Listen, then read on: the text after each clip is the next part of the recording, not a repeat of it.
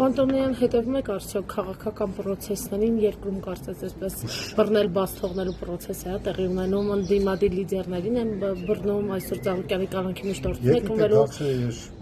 ինչպեսի կարծիք ունեք հա թեկուզ Փաշինյանի սպառնալիքների վերաբերյալ կալանք բառը որ լսում եմ դուրս չի գալի կալանքի մասին մի խոսած ցանկացած անձի իսկ Փաշինյանի սպառնալիքներին ընդդիմադիր լիդերների հա վերաբերյալ ասում է տասնյակներով նստելու է եւ այլն կալանքում է նաեւ Սամվել Կարապետյանը Քոչարյանի հետ կապված քրեական վարույթ կա ընդհանուր այս պրոցեսը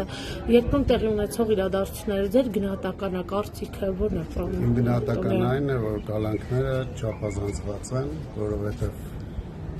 կարելի է մասնավորապես այդպիսի անձանց, որոնք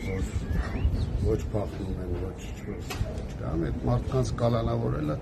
կարծում եմ շատ չափազանց խափանման միջոց է, որովհետև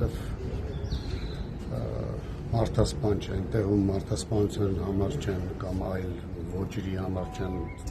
բռնվել տեղում, որ տանես կալանքի։ Չգիտեմ, այդ ամեն ինչը արդեն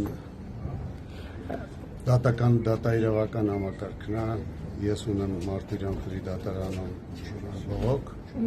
որը որ այս պահին ընդունվել է եւ լսվում։